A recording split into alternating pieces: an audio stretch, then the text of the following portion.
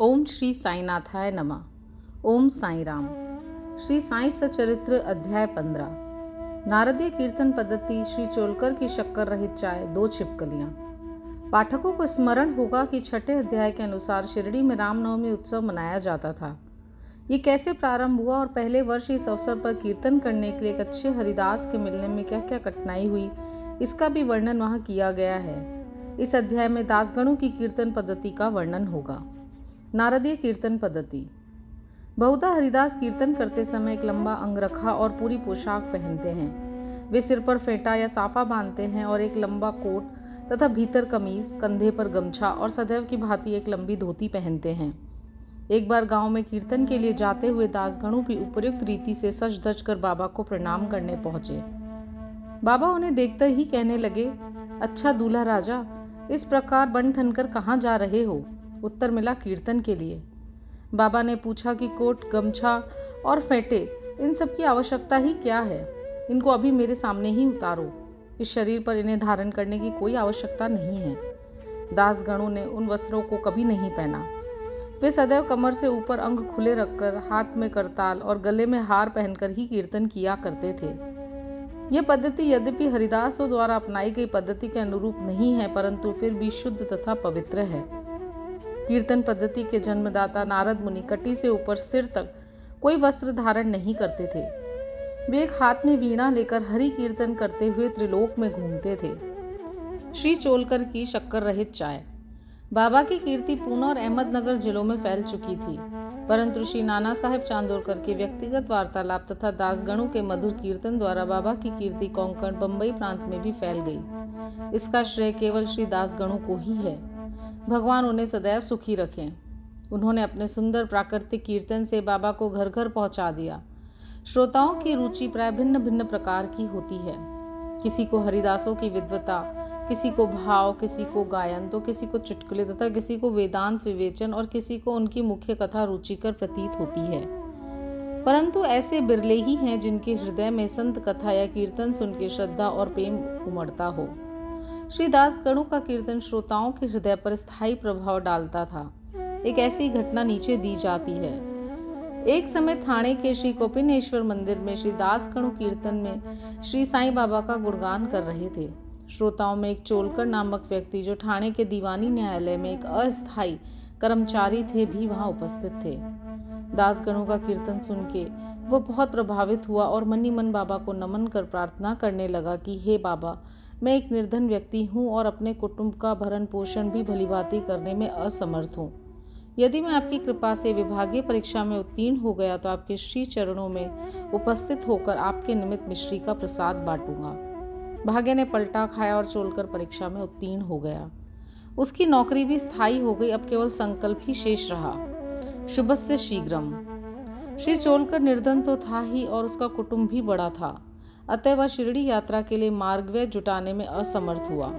ठाणे जिले में एक कहावत प्रचलित है कि नाणे घाट व सहादी पर्वत श्रेणियां कोई भी सरलता पूर्वक पार कर सकता है, परंतु गरीब को उम्बर घाट, ग्रह चक्कर पार करना बड़ा ही कठिन होता है। श्री चोलकर अपना संकल्प शीघ्र अतिशीघ्र पूरा करने के लिए उत्सुक थे। उन्होंने मितव्ययी बन के अपना खर्च घटाकर पैसा बचाने का निश्चय किया। इस कारण उन्होंने बिना शक्कर की चाय पीना प्रारंभ किया और इस तरह कुछ द्रव्य एकत्रित कर वह शिरडी पहुंचा। उन्होंने बाबा का दर्शन कर उनके चरणों पर गिरकर नारियल भेंट किया तथा अपने संकल्पानुसार श्रद्धा से मिश्री वितरित की और बाबा से बोला कि आपके दर्शन से हृदय को अत्यंत प्रसन्नता हुई है। मेरी समस्त इच्छाएं तो आपकी कृपा दृष्टि से उसी दिन पूर्ण हो चुकी थी। मस्जिद में श्री चोलकर का आतिथ्य करने वाले श्री बापू साहेब जोग भी वहीं उपस्थित थे। जब वे दोनों वहां से जाने लगे तो बाबा जोग से इस प्रकार कहने लगे कि अपने अतिथि को चाय के प्याले में अच्छी तरह शक्कर मिला के देना। इन अर्थपूर्ण शब्दों को सुनकर श्री चोलकर का हृदय भर आया और उसे बड़ा आश्चर्य हुआ। उनके नेत्रों से अश्रुधाराएं प्रवाहित होने लगी और प्रेम से विह्वल होकर श्री चरणों पर गिर पड़े। श्री जोग को अपने अतिथि को चाय के प्याले में अच्छी तरह शक्कर मिलाकर देना, यह विचित्र आज्ञा सुनकर बड़ा कौतूहल हो रहा था कि यथार्थ में इसका अर्थ क्या है। बाबा ने उन्हें संकेत किया था कि वे शक्कर छोड़ने के गुप्त निश्चय से भलीभांति परिचित है। बाबा का यह कथन था कि यदि तुम श्रद्धापूर्वक मेरे सामने हाथ फैलाओगे तो मैं सदैव तुम्हारे साथ रहूंगा। यद्यपि मैं शरीर से यहाँ हूँ, परंतु मुझे 7 समुद्रों के पार भी घटित होने वाली घटनाओं का ज्ञान है। मैं तुम्हारे हृदय में विराजित तुम्हारे अंतरस्थ ही हूँ। जिसका तुम्हारे तथा समस्त प्राणियों के हृदय में वास है, उसकी ही पूजा करो। धन्य और सौभाग्यशाली वही हैं जो मेरे सर्वव्यापी स्वरूप से परिचित हैं।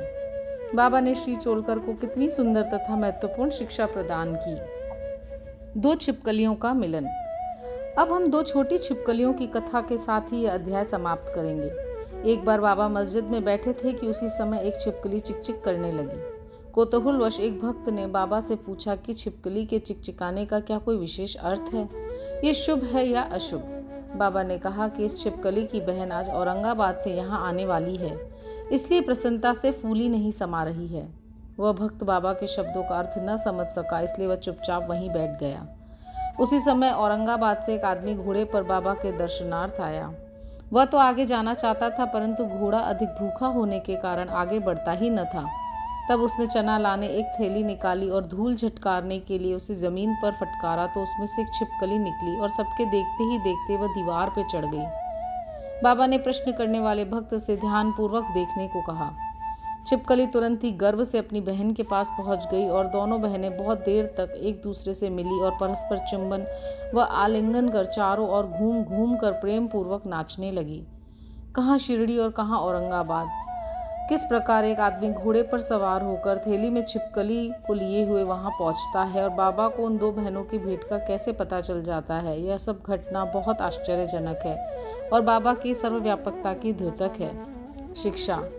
जो कोई इस अध्याय का ध्यानपूर्वक पठन और मनन करेगा, साईं कृपा से उसके समस्त कष्ट दूर हो जाएंगे और वह पूर्ण सुखी बनकर शांति को प्राप्त होगा।